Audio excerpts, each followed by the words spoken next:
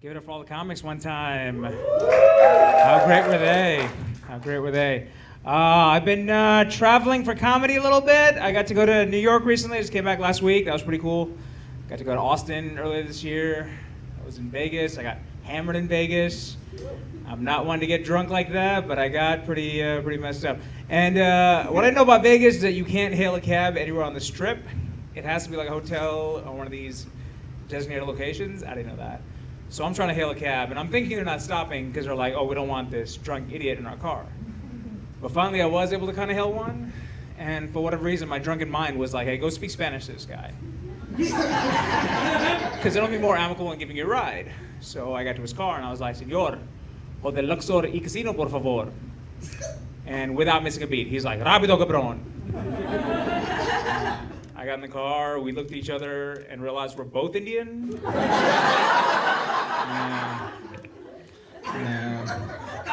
He's like, where do we go from here? And I was like, Luxor. Still the Luxor. Por favor. Por favor. I'm trying to appreciate the little things in life. Like little titties. Man, I wish I had little titties. You ever go to give a woman a hug and you and her realize at the same time you have bigger tits than her? I can see all of you. No, that's the answer is that no. I found myself aging, a negative sign of aging. I've been doing this thing with my hair ever since I was younger, where I'll whoosh it back like this. And I used to be kind of shitty about it. I'm like, my hair's in my eye. But now whenever I do that, I feel a lot more palm to forehead resistance. Yeah, so my hairline's receding, which sucks, because my whole life my hair's been thick. It's never stopped growing. It's been black. Really all the things I wish my dick was. But it's not. But it can be one of those things. Who has a Sharpie? Who has it? Like the show was going well until he took it out and started coloring it. Then I got a little weird. You guys remember Adam, the first little twink who came up here? He's up here and he's like, I have the best girlfriend. She's the best. Really, like, she's awesome. She's the best. And I know his girl. She's in the back sitting. She's just like nodding her head like, yeah, that's right. That's right. I'm like, all right. She definitely beats him. It's, I don't want to know what happens after that, but that definitely happened. And then Miles came up here. He's like, he's talking about robbing people. Wouldn't that be the worst? Would that be the worst thing? You're standing somewhere late at night, and he's like, give me all your quid, governor. I'm like, what the fuck? Did I just get robbed by brand new Professor Snape?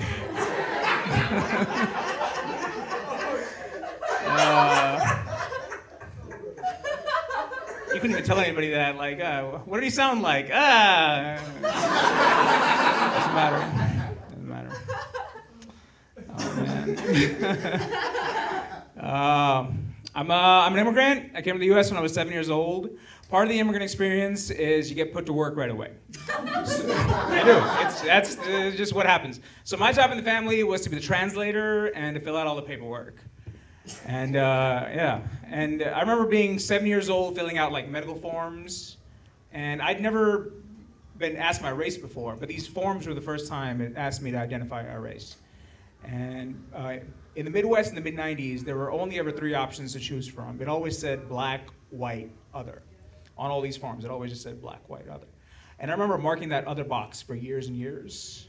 And now if you look at the same forms, all the races are represented. So it's like black, white, Asian, Indian, Latino, all that stuff. But back then, it used to just say black, white, other.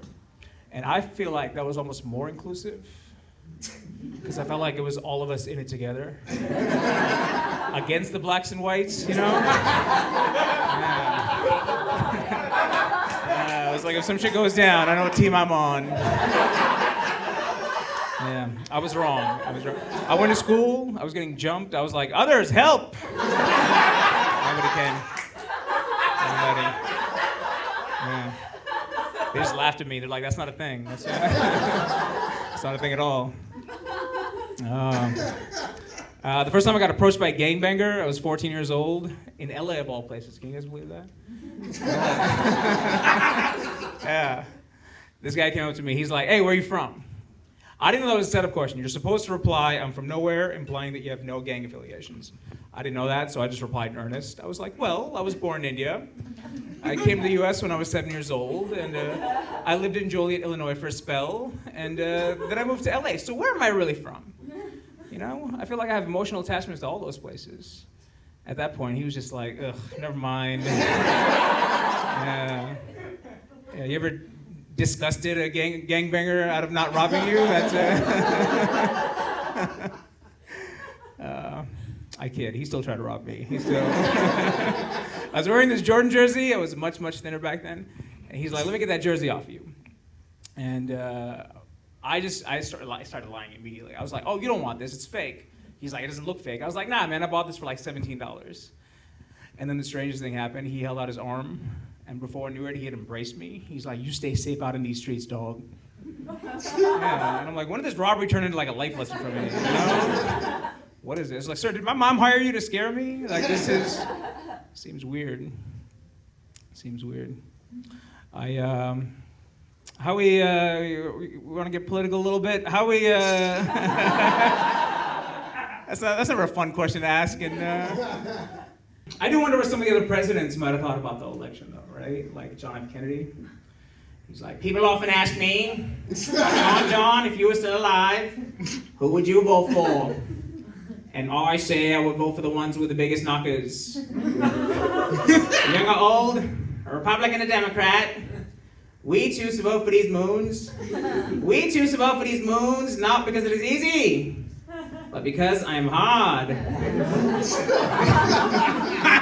Oh, it's always embarrassing to do that in front of everybody. All right. Somebody yell out president. I'll do an impression of them. Yell it out. Bush? All right. So my impression of George Bush Jr. when he found out about 9/11.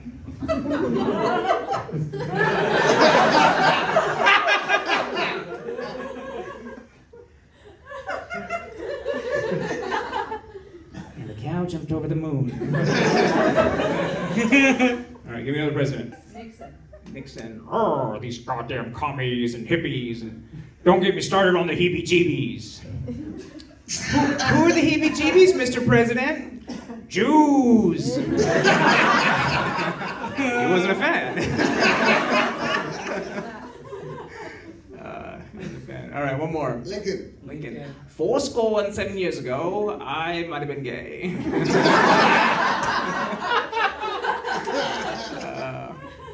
That's weird, right? They just take historical figures. They're like, oh yeah, by the way, Lincoln was gay. I'm like, all right, maybe. He had a kid and stuff, right? I don't know.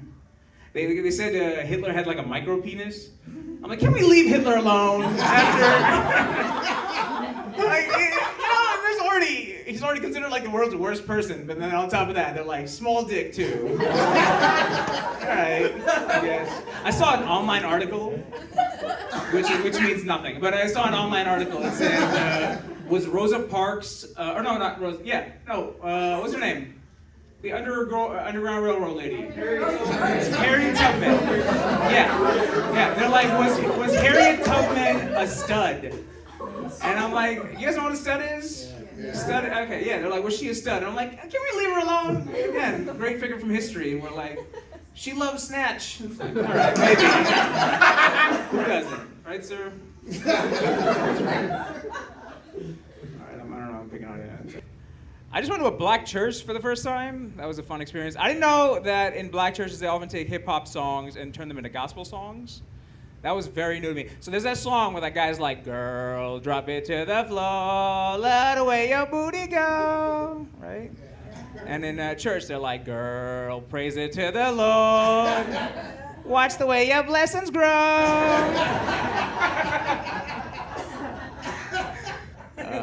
Or that Jay-Z song where he's like, Jigga, what's my motherfucking name? Jigga. And who I'm rolling with, huh, my? I'm not gonna finish that, but I'm sure you guys can figure out what he says next. And in church, they're like, Jesus, what's his merry loving name? Jesus. And who he's rolling with, huh? His disciples. Or that Biggie song, where he's like, I got a bitch to suck my dick till I nut. She spit it on my gut and slurp that shit back up. Ain't that a slut? Hell yeah, she probably take it up the butt.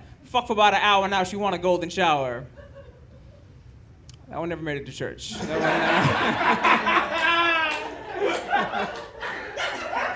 left that one outside. Really, I just wanted to do that. It's a fun song. Too Short is on there. What's his favorite word? Okay, that's right. See, the guy from England knows. The rest of y'all need to step it up. Okay. I live in West LA. There's a billboard that popped up in West LA right after the Israel-Palestine conflict, and it's for a website to help promote decreasing anti-Semitism. And the entire billboard was just two giant words. It said, "Jew belong." Yeah, and I thought, are puns really the way to go about doing that? Right? You never catch my people doing something like that. You never see a billboard that said, "Hey, never Hindon't. Always Hindu."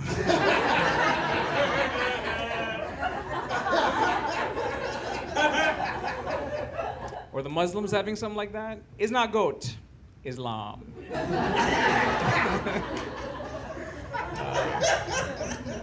Or the Catholics, like, hey, it's Catholic, not Catholic a child. Oh, I agree. They shouldn't be doing that. They might need that billboard. Saw another sign recently that said "Black Coochie Matters." And I'm not political, but I feel like all coochie matters. All of it matters to me. Also, why are we relegating coochie to race? Coochie transcends race. It's much bigger than that. Not, but it's bigger. Whenever I do this, I always wonder, like, who is this? Who is this tall woman that's standing up? Okay, never mind. Which giantess? Okay. What was I saying? All coochie.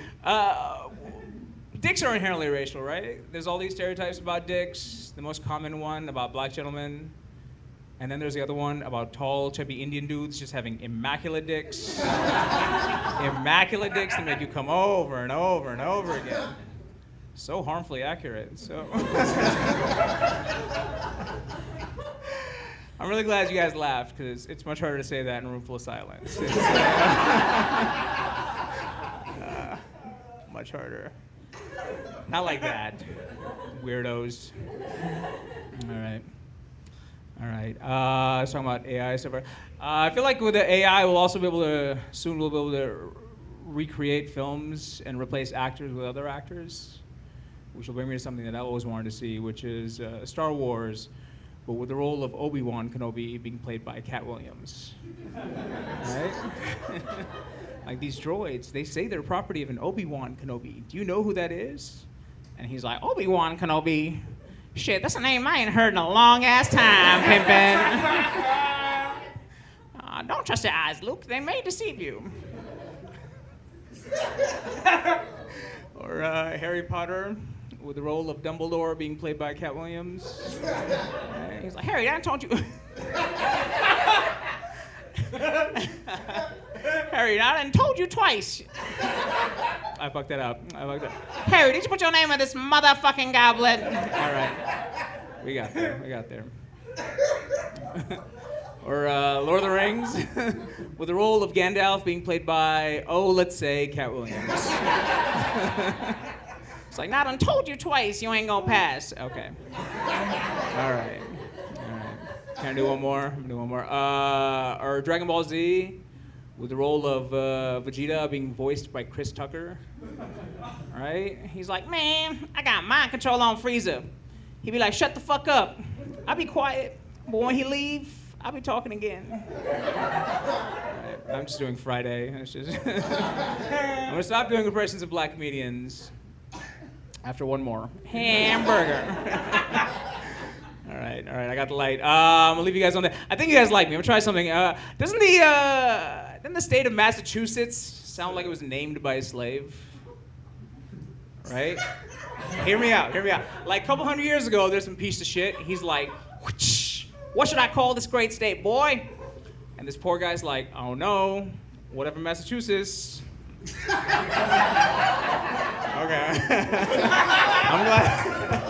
I'm glad that mostly worked. That's my time. You all have been lovely. Keep it going. Very sunny.